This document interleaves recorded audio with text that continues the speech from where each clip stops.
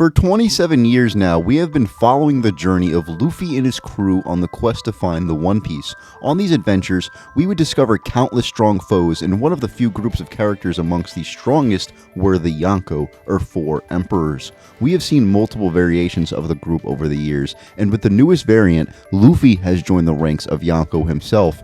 But where exactly does he rank amongst the strongest Yonko? What's up everybody, my name is Vertex, and today I will be discussing why Luffy vs every Yonko is obvious. If you enjoy videos like these or One Piece in general, then you should go ahead and hit that sub button. I put out quality content like this weekly, you won't want to miss. The very first Yonko we ever saw the full capabilities of was Whitebeard. As we see in Marineford, the Navy called up the craziest all-star lineup of all time to oppose him. We see him use the power of his Gura no Mi to threaten the seas so much that he could destroy the entire world, even when being very sick and old. He is able to go up against the likes of the admirals and survive multiple lethal blows from all of them, but none more lethal than Akainu, who took off half his face along with burning holes in his body that incinerated his organs. Despite having injuries that would kill 99% of the verse, he withstands these blows and continues to fight. He even is able to overpower and pretty much defeat a pre-time skip Blackbeard despite being as injured as he is.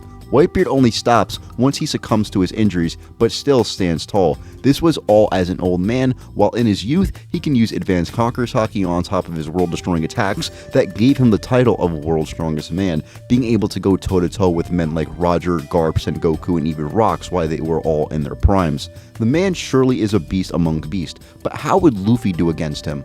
Well, with his gears and insane haki, he could somewhat compete with Whitebeard in strength, as he can use his gears to amplify the power and speed of which his attacks hit at. He can also look into the future to help avoid and land attacks, but this is something Whitebeard himself can do along with overpowering him. As Luffy does have insane strength, he is still no match for the punches Whitebeard would throw at his opponents. He then has his supreme grade blade, which he can apply quake bubbles as well as haki onto to strike his opponents with. Mind you, Luffy is very vulnerable to slashing attacks, and these crazy attacks by Whitebeard would most definitely be felt.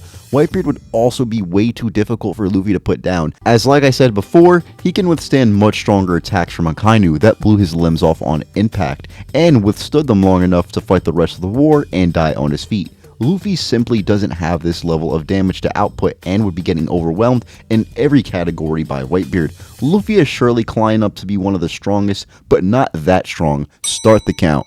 The next Yonko we saw the full capabilities of was Big Mom. She is one of the only Yonko that we ever saw go all out and can make a very clear assumption of who wins this fight. We see with her Devil Fruit, she could take the souls of anyone in the proximity that fears her. Afterwards, she gets a huge boost in strength and recovers from her injuries. She also can put her soul into objects that she uses to fight in Prometheus, Hera, and Napoleon. That does massive damage to her opponents, as well as move and attack on their own, being sort of a multi-man fight that she at any time can command. We see her use attacks like Master Saber and Mama Raid to rain down damage on her enemies, but her ultimate attack is Misery, in which she uses her homies to create an ultimate weapon where they all combine and destroy her opponents. These attacks are able to almost defeat both Law and Kid and put them down on the floor almost every time they are hit. She also has the ability to apply advanced Conqueror's Haki on her attacks, but the thing with this is we really don't see her use it in an actual fight. The only time we did see her use it was on page 1, where of course she effortlessly puts him down. We never saw her use it on the rooftop, nor in her fight against Law or Kid. She also has very tough durability followed by endurance, as her skin is noted to be very hard to penetrate, and she can withstand her organs being hurt and bones being broken. The thing with this, however, is we really don't see her endurance full capability, as she constantly does heal herself, and she is still getting messed up by these attacks when they do hit her. How does Luffy compare? Well, he in the same arc went up against Kaido, who I'ma just say it, is outright stronger than Big Mom. I don't think anyone would say otherwise. During this fight with Kaido, he unlocked Advanced Conqueror's Haki, which allowed him in base to go blow for blow with Kaido. He then has his gears that he can use to amplify his stats in all by a very large amount.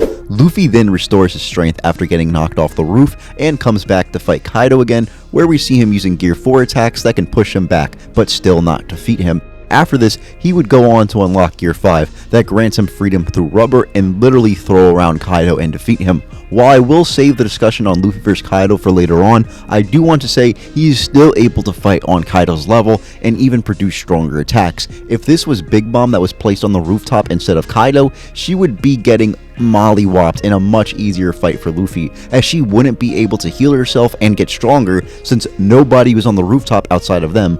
But even this doesn't change the outcome of the fight, as Luffy would be moving at speeds way too fast for Big Mom to handle or dodge. She is a very stationary fighter. She can't move quick nor react to attacks that well.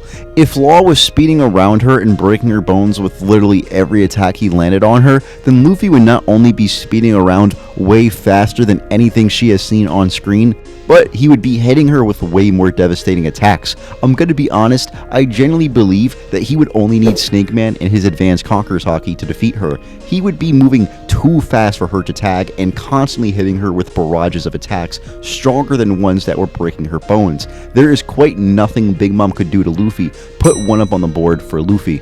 Our next fight is going to be with the King of the Beast himself and Kaido. We already did see them fight, but of course, the circumstances that happen has people questioning if Luffy truly became stronger than him.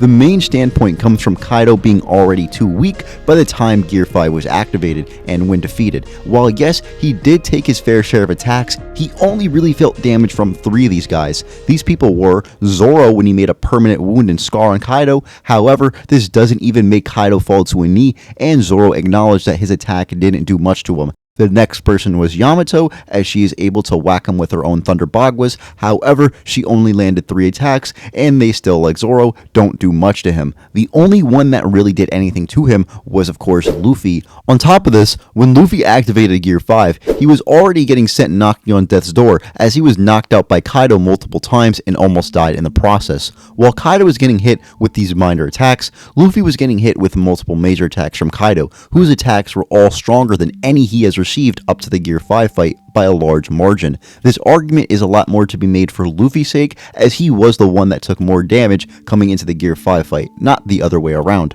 Also, when examining the Gear 5 fight, Luffy was testing out his newfound abilities and sending Kaido on his back almost every time, while Kaido was struggling with his decades of experience to put him down once. Even when his attacks do land on Luffy, they are immediately countered upon to where Luffy would follow up with a much more devastating attack of his own. Even in their final clash, Luffy overpowered and defeated Kaido. I also think narratively Luffy needs to be stronger than Kaido. Now that he is to take on top tiers as his next major fights, I've said this before, but Kaido wasn't the border Luffy had to cross to become the strongest. It was to become one of them. And Kaido just doesn't belong stronger than Luffy. Give Luffy another point on the board. After Wano, we got to see a long-awaited character have their first on-screen fight in Shanks. We saw him replicate one of his old captain's abilities in Divine Departure to one-shot and effortlessly defeat Kid. Love him or hate him, there's no denying he is leagues above the likes of Kid, who could put up a fight and even damage Big Mom, who we discussed previously. He also is strong enough to scare off Kaido from going to Marineford with the goal to die. Yes, Shanks scared Kaido more than death, and this would have Kaido placing Shanks amongst his top 5 he has ever seen fight. He also went toe-to-toe with Mihawk, the world's strongest swordsman, in which it is a very pretentious debate of who is stronger, but ultimately we know they are very close to one another in strength. During the making of One Piece film Red, we learn his Conqueror's Haki is so strong he can negate his opponent's use of observation Haki and looking into the future. We see that he can also use Future Sight himself to see the future of Kid's attack, and when he does attack, he uses his sword to apply Haki and slashes opponents with it. The same slashing attacks Luffy is vulnerable to. I also believe that Shanks knows what Luffy's fruit, and by extension, Gear 5 can do, considering not only did he steal the fruit from the government, but he flipped out when Luffy ate it, so it is very safe to assume he knows what can be done with Luffy's fruit.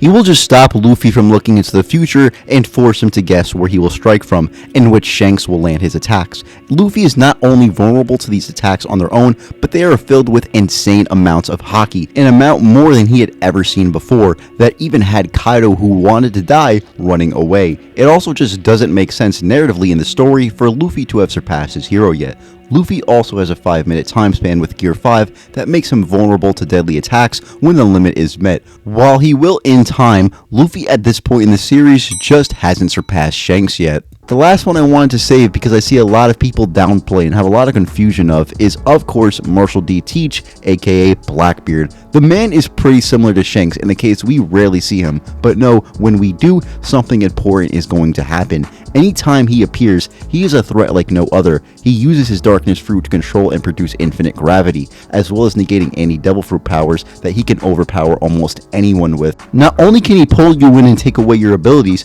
but he possesses Whitebeard's devil fruit that he can use to hit his opponents with world-destroying attacks. The one downside to his fruit is he feels double the pain. However, he still has pretty cracked endurance. Remember how Big Mom was getting her bones broken from Law? Well, not only is she larger and has much better durability than Blackbeard, she's still taking way more damage from Law's attacks than he did.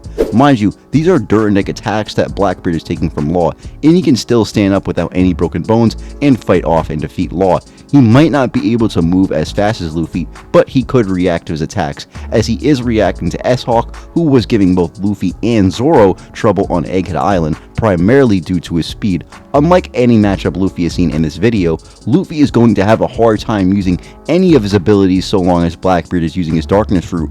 Mind you, Luffy has to get up close and personal to attack him, and when that happens, Blackbeard will just negate and take away his devil fruit powers. Yes, he could still use his strongly insane haki, but Teach can not only counter with haki of his own, but he has the power of the Gura Gura no Mi that we discussed earlier Luffy can't compete with, especially with just his haki. Anytime Luffy tries to use his devil fruit, especially Gear 5, he will be countered and put back into his base form. On top of this, he has his time limit he would most definitely hit fighting Blackbeard, leading to him being vulnerable for Teach to land the kill shot. Mind you, Blackbeard is a guy that Shanks has always been worried about and fears, and while the battle between Blackbeard and Luffy is bound to happen towards the end of the series, Luffy right now just doesn't have the capabilities needed to take Blackbeard down. And of course, Bucky D Goat slams, no need for further discourse on that one. Well, that's it for you guys. Let me know how you felt in the comments. I hope you enjoyed. If you did, make sure to leave a like and subscribe. It is very appreciated. Shout out to Tiberius for the thumbnail. He makes awesome quality thumbnails for me all the time.